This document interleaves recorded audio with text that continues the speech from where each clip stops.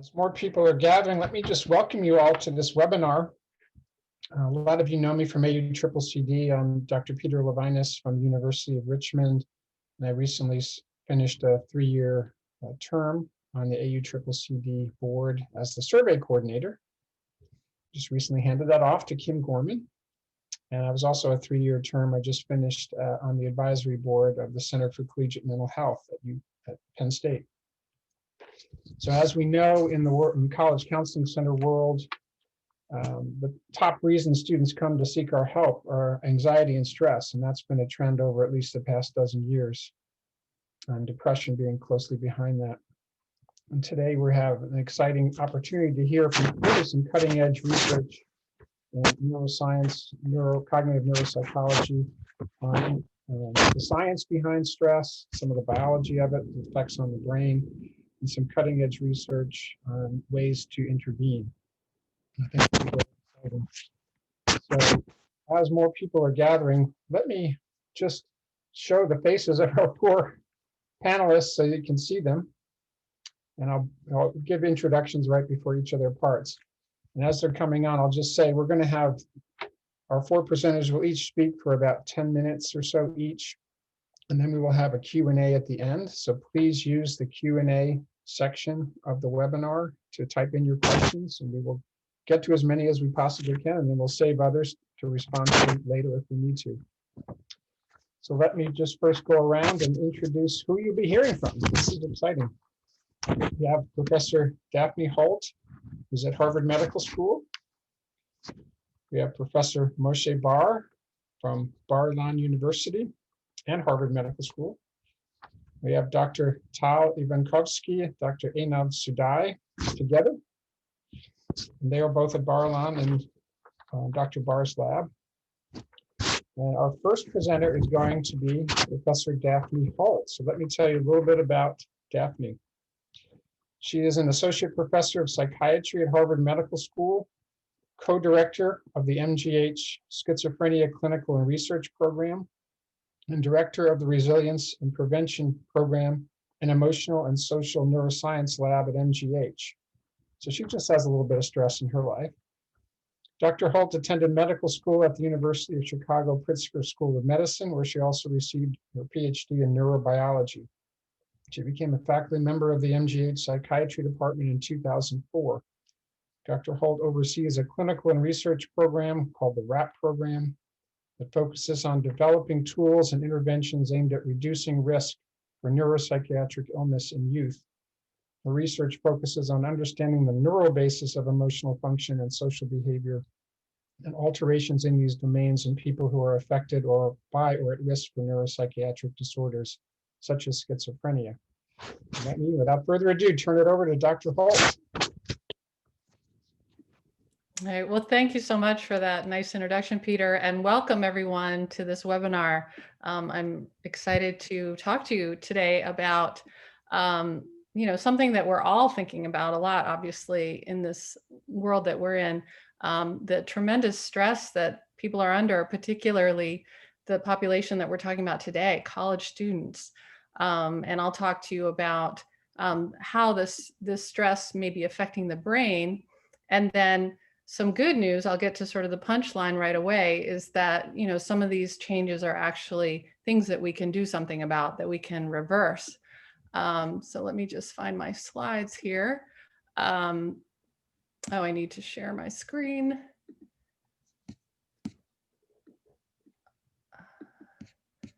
Here we go.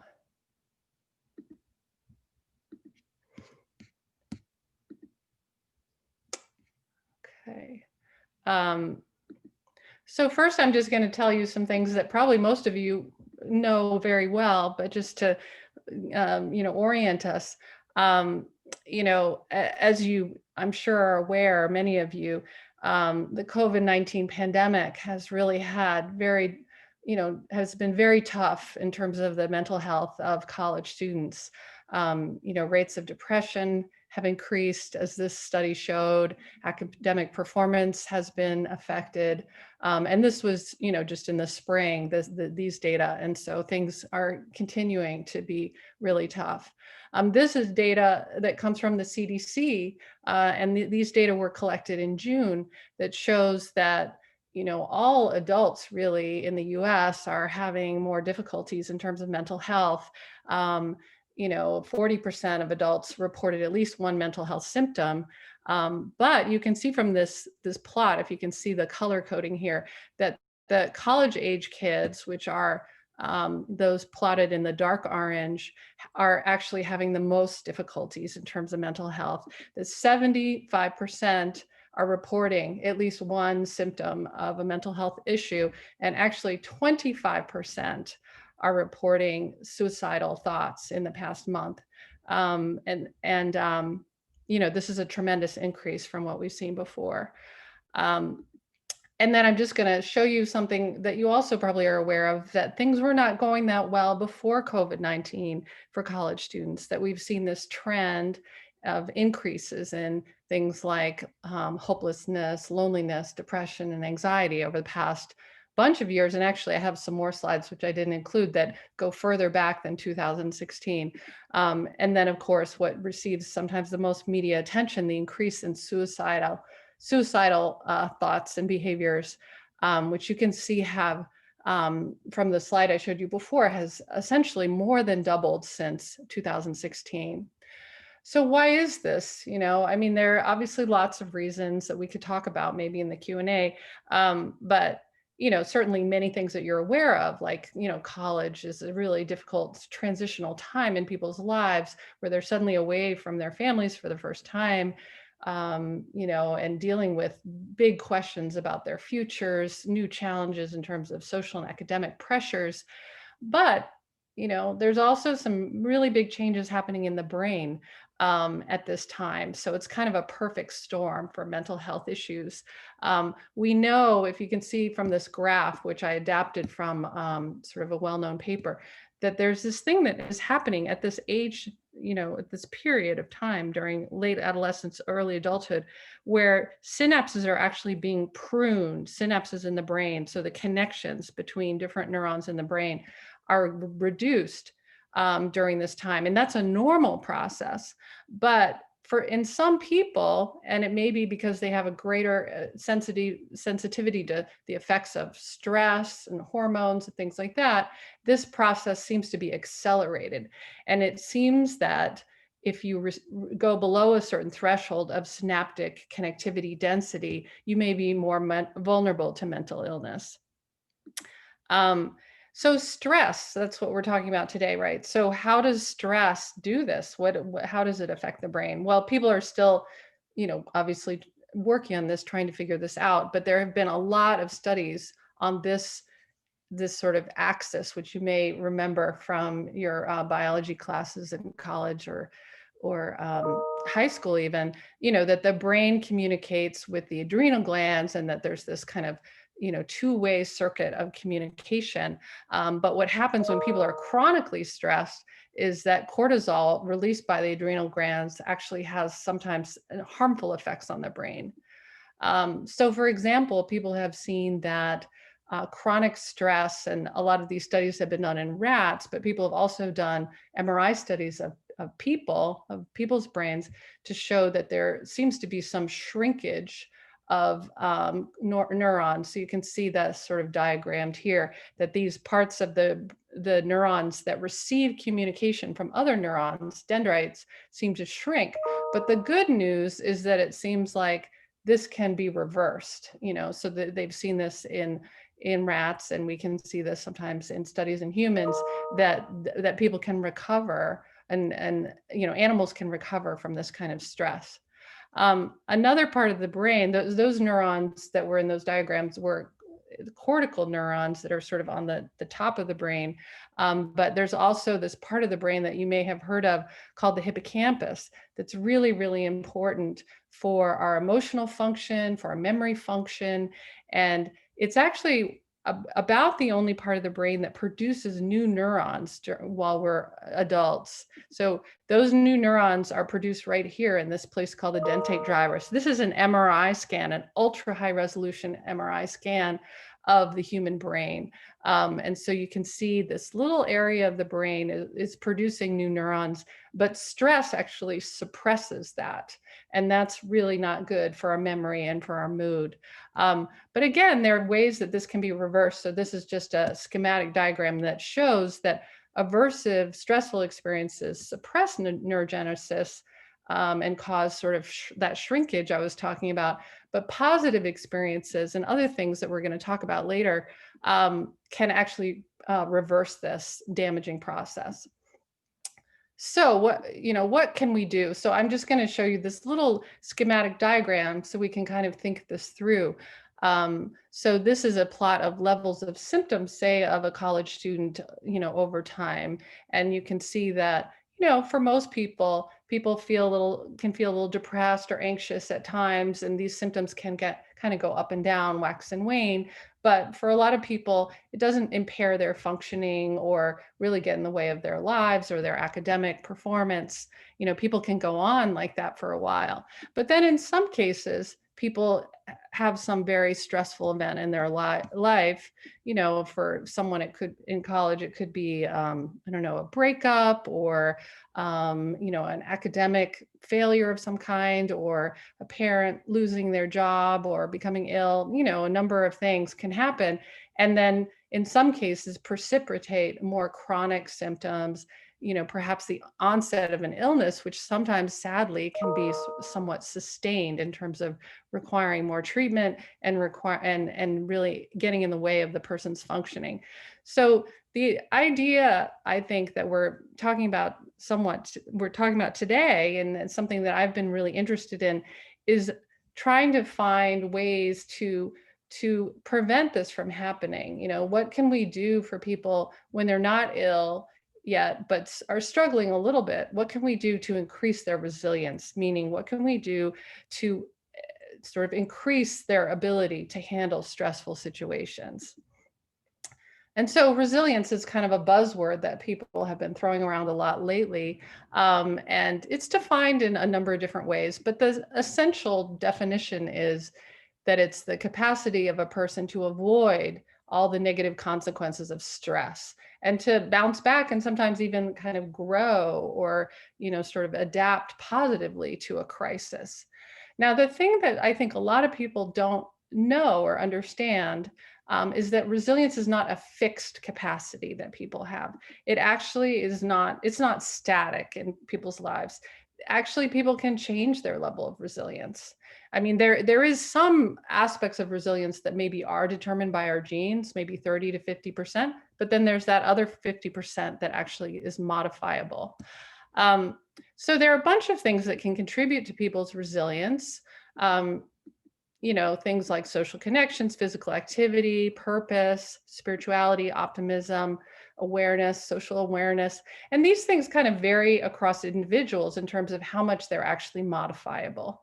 But then there's things like our cognitive flexibility, which lots of studies have shown is related to resilience.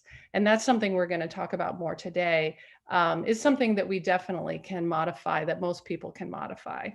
And so that's an exciting target that we can use to try and improve people's resilience.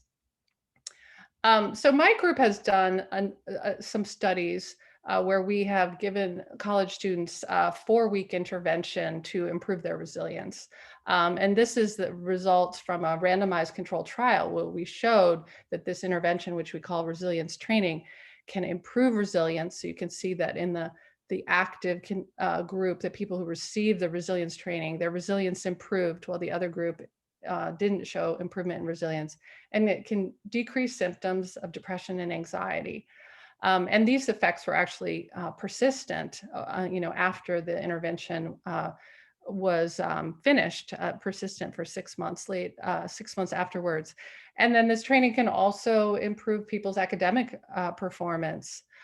So the point is that we can modify resilience. We can give people sort of tools to handle stress, and hopefully improve their outcomes, improve people's mental health that way. And this hasn't been done a whole lot, in the college population, on a kind of a wider scale. And that's something maybe we can talk about if we have time.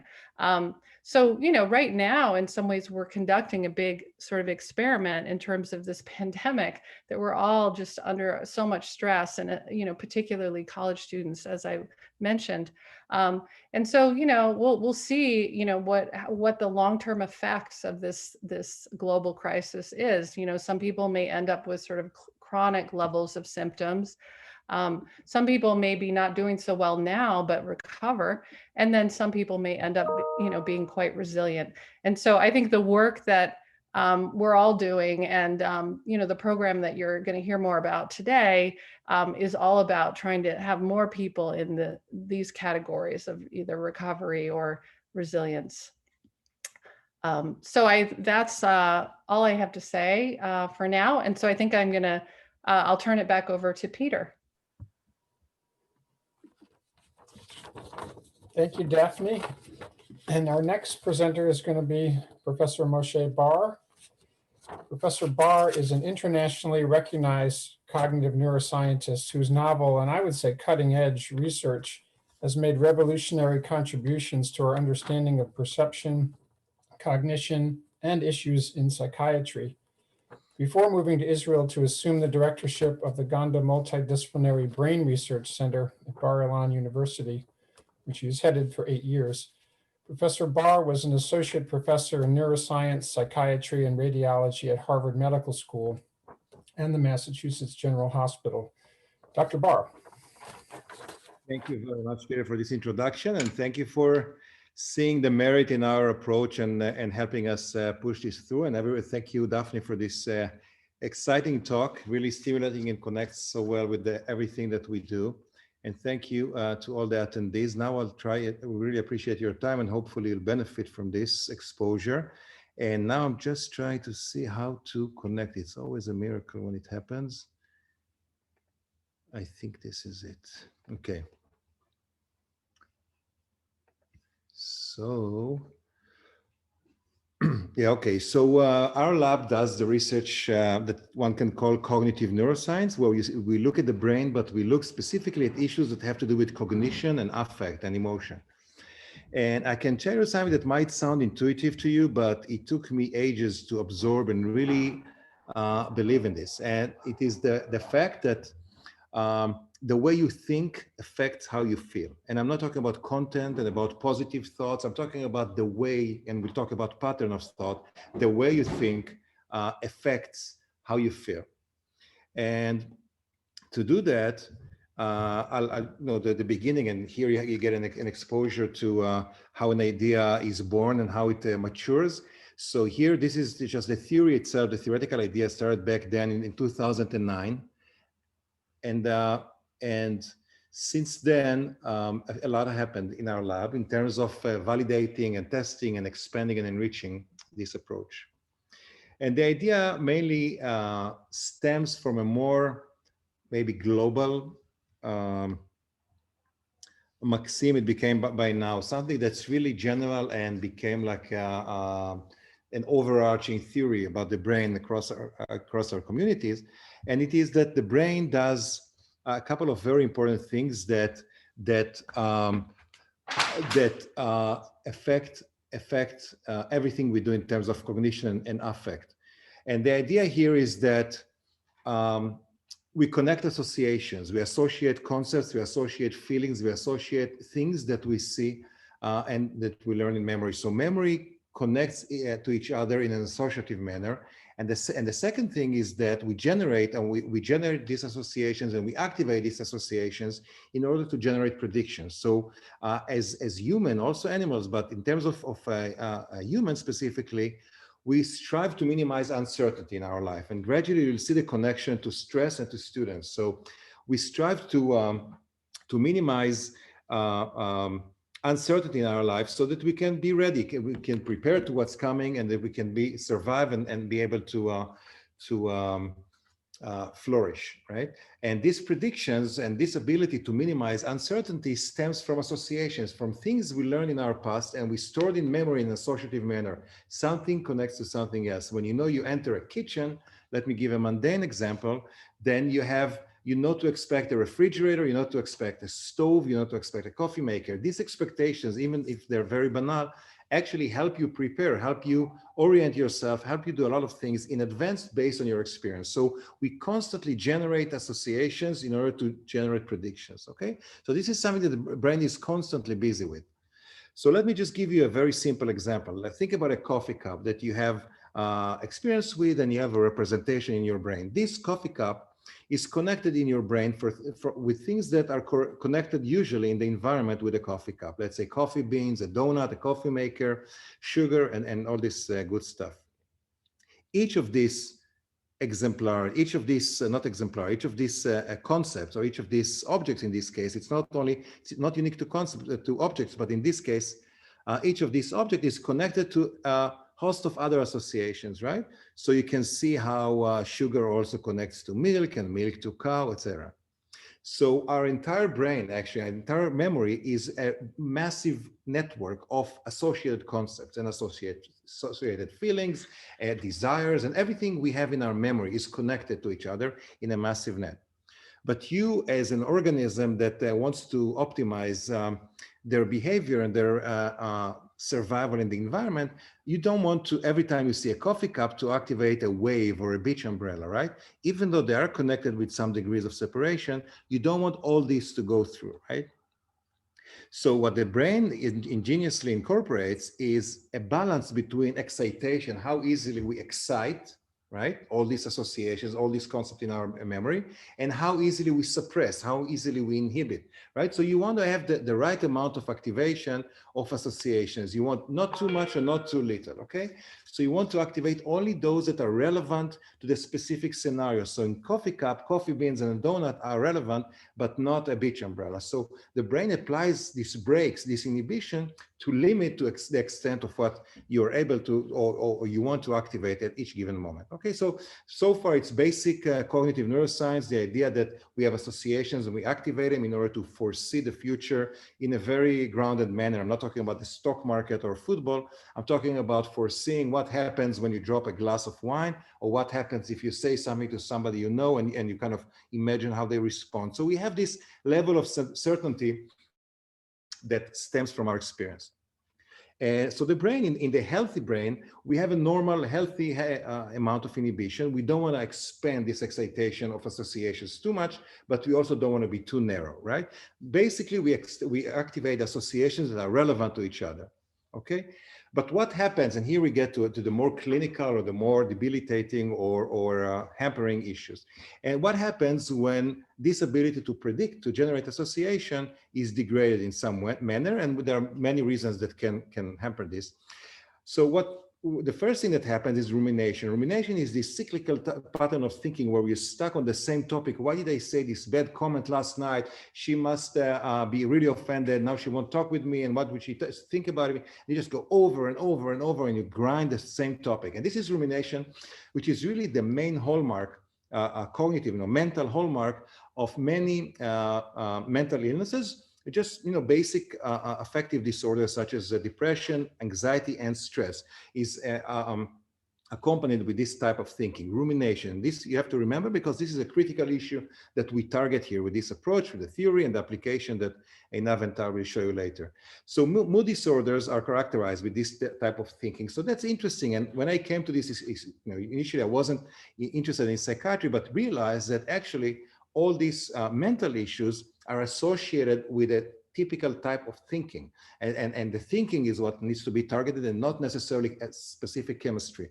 Of course, we can approach all these issues, anxiety, stress, and depression, with some pharmaceutical substance. But for us as cognitive scientists, we would like to target this in a cognitive manner, in non-invasive, and a way that gets at the issue by understanding what's the brain mechanisms behind this pattern of thinking.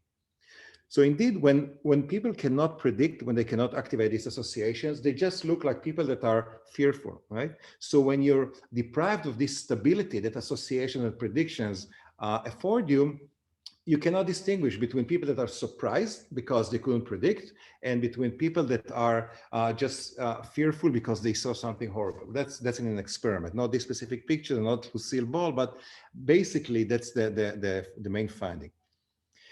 So the idea here in this specific and earlier theories of ours is that in case of mood disorders such as depression and stress and anxiety, the brain exerts too much inhibition. Okay, so you're stuck on your stressor, you're stuck on the issue that causes you anxiety, and you're stuck on the issue that depresses you, and you just grind it over and over and over. And this is a vicious circle that keeps depleting your ability to expand, your ability to see other things and incorporate other contexts that allows you to flourish and kind of take it more easy. Okay, so the main idea is that mood proper is directly linked to how associative or inhibited are our mental processes. So if I put it very, very simply here for us to take for the rest of the presentation, if people can think broadly in terms of associations, they're not stuck in the same topic over and over. They can think broadly. Their mood, their stress, their anxieties are much better. Okay, they're less anxious, less stress, and better mood. If they're narrow thinking and more ruminating for long enough time, this brings about all these mental issues that we want to get rid of. And in the literature, in the past, people have shown already a connection between positive mood and associative processing. So people in better mood are more creative, more original, etc. But we came and showed actually the other direction, that by making people think more broadly, we can improve their mood. We can alleviate many symptoms that we see in anxious and stressed and depressed individuals. And we have a few publications. I'm just showing you a couple. I don't want to bore you with all this scientific graphs, but basically, the broader the thinking is, the better is the mood. Okay, and broader thinking meaning that broadly associative thinking. So better mood. And if we look, and of course we're also neuroscientists, and when we look at all these beautiful brains of individuals, we see that what happens when they activate associations, and we see that people with, in this case, is MDD, major depression disorder, we see that they activate less of this associative network that we're familiar with in the brain. So people with mood disorders affect less or activate less this associative network, right? Because they're more ruminating. And not only that, depression and rumination specifically, this narrow thinking actually has a long lasting, and I think this is pretty stunning, and Daphne also talked about it, it has long lasting effects on structure. So you have less brain, not just to be dramatic, but in specific issues that have to do with memory and with mood also, less volume of neurons if you persistently ruminate. Okay, so I'm not talking about here and there. We all have our lows from time to time, and we feel sad, or we ruminate and we're stuck on some issue that really bothered us. But if it's chronic, if it's sustained for long enough, it actually affects the amount of connections of synapses and neurons that you have in critical regions. So I think this is pretty amazing that the way we think actually affects how our brain, how rich our brain is. And we think we can reverse a lot of this, and we've shown this to some extent in some populations, okay? And what's interesting here is that when we look at the brain, I know you're not always accustomed to looking at this. So this is like a left hemisphere of a brain, and we inflate it. So the light gray used to be a sulcus, used to be folded inside. So we explode and we inflate it so we can see everything. And these dramatic colors actually reflect, they're like a proxy for activation. So this is a network of brain regions that's activated when people think associatively, when they're not stuck. And what's beautiful about this, and this is of course work of years, over a decade of things that we do here, and I'm showing you the bottom line, is that when you look at other domains in the literature, psychiatry and psychology and neuroscience, there's a lot of convergence. So even I'll just go to the most dramatic demonstration. For people with severe depression and anxieties, and I don't know if they do it also with stress, but it's the same characteristics.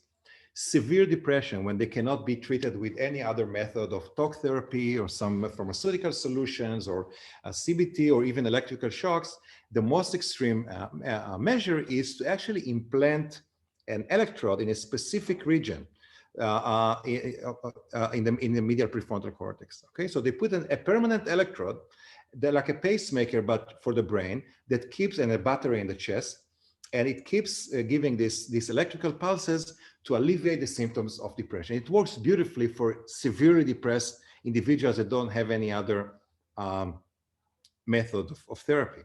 What we do, of course, is not implanting anything, is we say, hey, we activate the same region just by showing people associative information, right? So just by asking people to connect a cow with a barn, a chair with a table, a fork with a knife, thinking of all these associations, just activating these associations activates the same region that neurosurgeons implant, very invasively, this DBS electrode. So I think this is amazing that we can actually activate the same region from outside without doing anything, just having people play games, so to speak, look at all these things that connect with each other and activate this region to bring about similar. I can't compare really, and I'm not saying that people with severe depression should just look with and play with cows and barns. I mean, these are people that really suffer and they need to seek as much therapy as possible. I'm not dismissing the need for DBS, of course, but I'm saying that in the lighter cases, and I call students with stress lighter than severely depressed individuals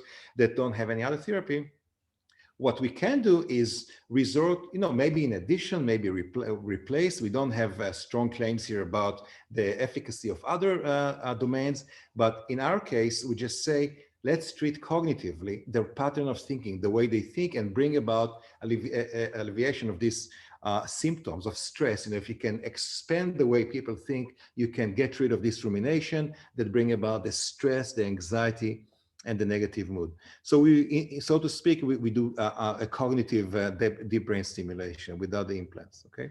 And we indeed showed, this is maybe one of the first studies we showed where we actually did this with healthy individuals that didn't have any problems, but we just showed them list of words that either advance in a more progressive manner, this is like a broad association, versus kind of ruminating and being stuck on the same topic over and over. And even if it's a mundane, neutrally, emotionally neutral topic, like a dog, right? So you're just ruminating, you're just stuck with topics that surround dog rather than expanding, okay? I'm not talking about negative topics. I'm just talking about mundane topics, but being stuck versus being expansive, right? So it's the pattern of thought. And I think I'm running out of time, and I don't want to take, so we showed with healthy individuals that didn't have any major issues that we could screen for, we showed major improvement or significant improvement, not major, but significant, statistically significant improvement in their mood just by looking at words, right? So we can improve mood by looking at words that expand in a different manner. So I'll skip some of these issues here because I don't want to take too much time from our main event, which is Tal and Einav showing us the actual approach. But I do want to talk about the fact that we want to minimize uncertainty by helping people rebuild this infrastructure that thinks associatively and be able to unstuck or destuck themselves from being surrounded, ruminating on the same topic. And we showed it goes beyond just stress. We actually showed that people that are less stressed, and here we apply mental stress, which, well, I guess almost all stress that we're talking about here is mental, which another word for is cognitive load. So if we load on people a lot of information to keep in mind, for example, we see that it directly affects their cognition, right? I'm sorry, their creativity. So if you're stressed, if you're loaded with mental information, even something as simple as digits, right? You have to memorize digits over and over and over. It takes away from your creativity and from your originality. So think about it. Take what Daphne said in her marvelous talk before me, and what you see here. So being stressed is not only a well-being issue. It affects your GPA and academic performance, and it affects your creativity. Okay. I don't know how creative Leonardo da Vinci would have been if he had all this stress of running around and not being able to think more broadly and more associatively. So I'll skip from this and I'll just conclude here by saying that associations, predictions, and inhibition are central to our mental lives, and they are compromised in mood disorders such as depression, anxiety, and chronic stress. And it is possible to regain these capabilities of thinking broadly by changing thinking pattern, thereby rebuilding the cortical infrastructure for improved cognitive performance and well-being. And for me, I mean, I can't get used to it, that the fact that we can, as cognitive neuroscientists, can just use cognition, just use cognitive games or paradigms that we know what they do to the brain, because we also look inside the brain. And just by changing how people think, we can bring about such benefits to their well-being, but also to their performance. So this will be it for me. And I hand it to Peter and to Tal and Einav, and I thank you very much for your interest, and happy to answer questions at the end. Thank you very much. Thank you, Professor Bar.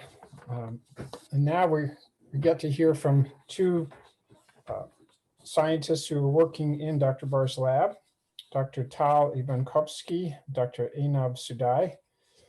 They're going to talk about a way this is being applied in a fun way to improve cognitive processing. Dr. Ivankovsky is a psychologist and creativity researcher, currently doing a postdoc researching cognitive mechanisms that enhance creativity and curiosity. And Dr. Einav Sudai is a neuroscientist who's researching mood and addiction. And in her current research, she's focusing on the effect of broad and narrow associative thinking on mood. Tal, Einav, take us away. Thank you so much, Peter, and thank you all for joining us for this webinar. We are very excited, and let's start. So the vision of Stress.o.s was started about a year ago. We had an urge to implement our research findings and create a solution that can be used outside the lab and have a real impact on society. While we were in the middle of this process, COVID-19 happened. And if we had any doubt before, it became clear to us that Stress.o.s is needed now more than ever. We would like to share our journey with you and take you behind the scenes of Stress.o.s. As Moshe just explained, thinking can affect our mental health. When we are stressed, our thinking is narrowed, and the only thing we can think about is what made us stressed. This is called rumination or ruminative thinking. It's like a vicious cycle of thoughts, and you are stuck in the middle of it. What we found in our lab is that we can repair the brain and shift our brain from A to B, from being narrowed and stuck to broad and fluent. Stress is becoming part of our daily life, and if not treated, chronic stress can result in health issues and mental problems. Furthermore, chronic stress keeps incubating in our brain, potentially leading to decreasing neurogenesis. So it made sense for us to focus on students as they constantly need to cope under the growing pressure. And as Daphne just mentioned in her talk, this age group is especially vulnerable, and so intervention in this crucial life point is very critical. Today, the COVID-19 pandemic is pushing the world, and especially the youth, into a mental health crisis. The combination of all these reasons led us to focus on students' communities first.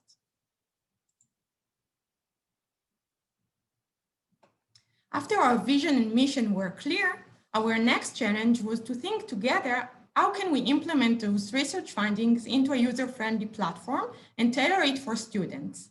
So we combined our expertise and utilized our knowledge in the fields of creativity and reward in order to create a gamified app that can broaden one's thoughts. It was very important to us that the solution will be easy to use, fun to play with, but still deeply rooted in research. So the app includes 3 key mechanisms, and we will explain them one by one. So the first mechanism is associative games. Our games train users to open up their mind through playing in order to break the ruminative loop in a fun and indirect manner. So how do we manage to do that? By using advanced algorithm, the app is able to calculate the semantic distance between pairs of words. So for example, the pair of words mother, father is closely related, while the pair of words mother, goose is remotely related. In order to encourage the user to reach further and expand his associative network in the game, we translated semantic distance to reward and visualization. So this is NURI. And if the user associates a close related pair, Nuri jumps a bit and receives score accordingly. Thank you, Nuri. While in the more remote pairing, Nuri will jump higher or even flip in the air and will receive a higher score, just like that. The second mechanism is personalization. The app's algorithms study the user on a continuous basis, assess his breadth of thoughts, identify trigger words the user ruminates about, and adjust the game according to the user's current state of mind. The game is evolving based on the user playing history, his stress level, and his breadth of thoughts. The last mechanism is enriched environment, which is the stimulation of the brain, such as social interaction and cognitive enhancement. Enriched environment was found to increase neuron numbers and connections. So based on these principles, we offered the option to invite someone to play with you, and we constantly change the game elements as well as keeping users' engagement by having different game modes.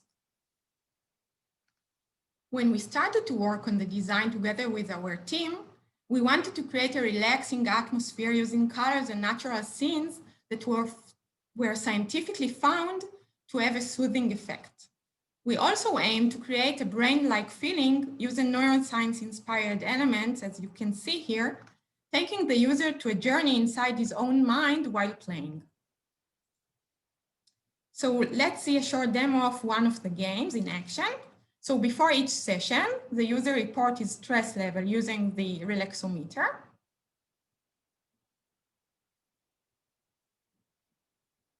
And then the session begins. So there is a word appearing at the bottom of the screen, and the player types his association to that word. So dishwasher gives the player 64 points. Next, he types his association for washer. Washer and drain are more remotely connected, so he gets higher score. And then he keeps going. The goal of the level is to reach 250 points. And if Nuri succeeds, the player continues to the next level.